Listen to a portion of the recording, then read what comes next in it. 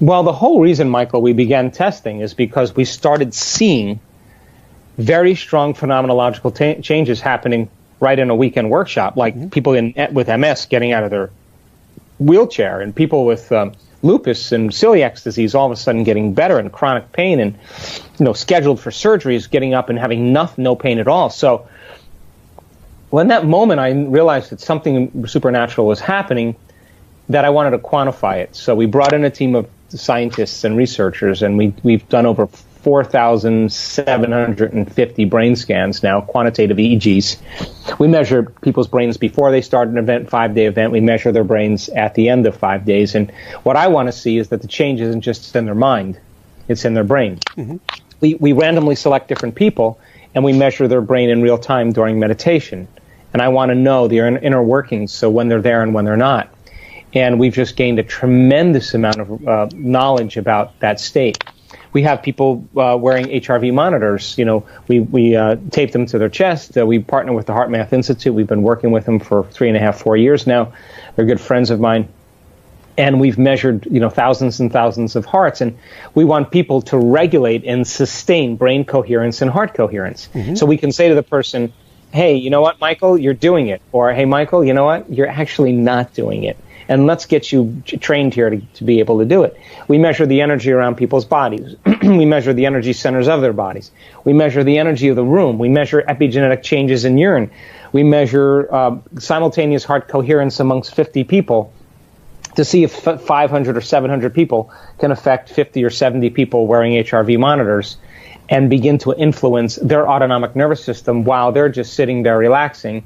If the person begins to create an elevated emotion and begins to send the intent for the greatest good of the people wearing the heart rate monitors, will they all go into heart coherence at the same time? The answer is yes. So we've done a tremendous amount of research.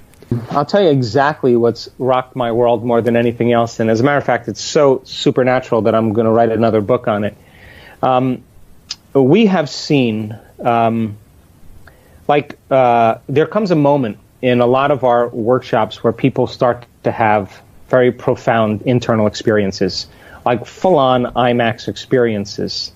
And I always wondered if that could be measurable. So if you look at a strip chart of a brain scan, you see a brain scan like this, and you see brain waves like this, and they're moving, and you see alpha, and you see beta, and then you see theta, and you see delta, and you can see, 16 to 20 leads on the brain. You can see the front of the brain, the side of the brain, the back of the brain, the top of the brain, and you can measure what's going on in the person's brain.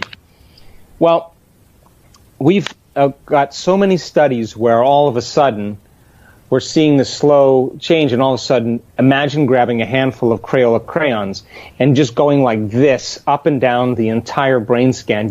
You can't see anything. As a matter of fact, you can't even measure that because it looks like a snowstorm. And whatever's going on between that person's ears in that moment is absolutely real. In fact, they're having a full-on sensory experience without their senses. It is more lucid and more real than anything in your external environment. And we've seen that so many times. Now, when a brain circuitry fires, a cluster of networks of neurons fire, normally we produce about 40 microvolts of energy. So 10 to 60 is usually normal. 40 is about the normal. Right now we're probably doing that. But when we started figuring out how to measure this, and we figured out how much energy was in the brain, we were measuring 1 million microvolts of energy, 2.5 million microvolts of energy, 4 million microvolts of energy. That's 100,000 times normal. That person's brain is producing a whole new stream of consciousness, and whatever's going on between their ears is where reality is. And that, we take the person out and we say to them, so what happened? And they just are in tears and they say, oh my God, I just had the most profound experience. Now, if experience enriches the brain and experience produces an emotion, they're rewriting their biology in 1 second. And what's cool about it is that the neuroscientists, neuroscientific community that's come and studied our work in our events said, oh, that person's having a seizure right now. They're having a seizure. And we kind of look over at the person. She's got tears of joy rolling down her face. She's got a big smile. And we're saying, really? She doesn't look like she's having a seizure to me. She looks like she's doing really good. So we measure her HRV. She's wearing an HRV monitor while she's producing 1 million microvolts of energy in her brain instead of 40. And we say, We look at our HRV measurements, and we see that her brain is in love with, her heart is in love with the experience. Her heart is in coherence for the whole entire hour. If she was having a seizure, her heart would be going crazy. So the mystical moment is being defined. It's being quantitatively studied. And now we're learning how to induce that state for people. And I'm telling you, you have one of those experiences, just one, and you can't ever go back to business as usual, ever. And you can't say that the person can't make their brain do that. It's actually happening to them. Yeah, and people say they want the unknown and they want the mystical. But I'm learning that a lot of people want it on their own terms. And a lot of times an unknown is you can't predict it. And it's going to be, for a lot of people, it scares them, and so we work pretty diligently with our students, and we ask them, of course, we prepare them that when the unknown happens to surrender to it, and when they finally do.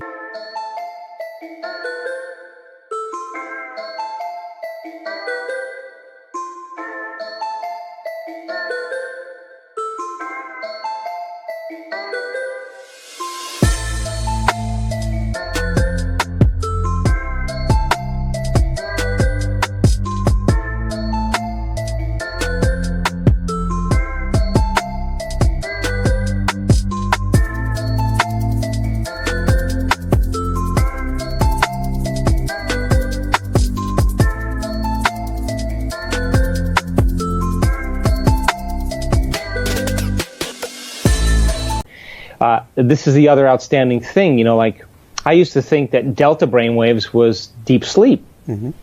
Now we're seeing people producing millions of microvolts of energy, and they're in their deepest, their body is sound asleep. But their brain is fired up. So there's no resistance. They're surrendered to such a degree that the body is out of the way. And we know this, that when people start to have those transcendental moments, and they start to resist or they start to contract, their brainwaves move up into alpha or higher into beta, and that's the moment they lose it. So bottom line is, when the mystical happens or the unknown happens, surrender to it, because it'll always be the ride of your life.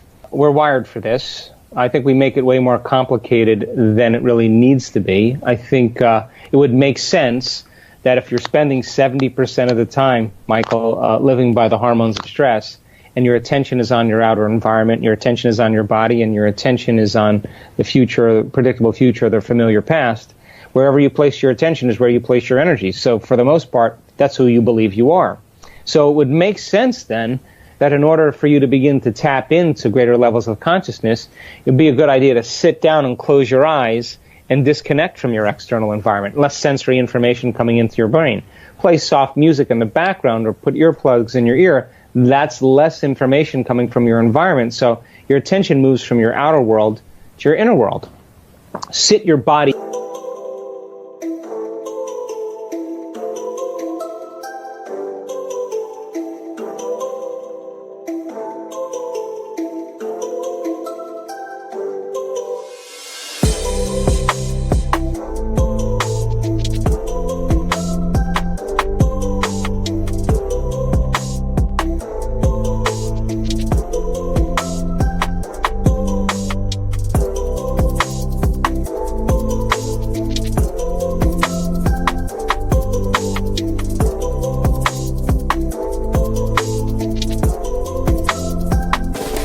down and make it sit still and not let it get up and do things so it can experience things, to feel emotions, to eat, to smell, to do whatever, to taste. And if there's even less sensory information coming in because you're not moving your body around, then you're getting beyond your body. And if you're not thinking about tomorrow or the next day or your emails or your appointments or what happened yesterday or the emotions, and you can work on the present moment, that's the moment where you begin to fall into possibility, because in the quantum field, all potentials exist in the present moment. So then teaching people how to find the sweet spot of the generous present moment and allowing them to unfold into this realm, this infinite field of possibilities as a thought, that's when they begin to get beyond their body, their environment, and time, and that's when they begin to connect with a greater level of awareness. And our students, we've measured this now, our students can change their brainwaves and slip into this state in like 2 seconds, 4 seconds, 5 seconds, 9 seconds, 12 seconds, 13 seconds. We've measured it, and it's not like, hey, I'm getting to the quantum field before you. It's just kind of like I know how to do this. Mm-hmm. And they've done it enough times, and we've been able to reproduce it now. And so a lot of people have the skill to be able to do it. And then to be able to linger there without thinking about your face or your wardrobe or your name or your gender or what you're going to eat or how long it's going to go, getting people past all of that stuff, that is when the magic happens every time. So the matter doesn't produce much of an effect on matter. It takes a long time for matter to influence matter. But when you become pure consciousness, consciousness is the epiphenomenon of matter, and that's when you can begin to exert greater changes on your body or on your life.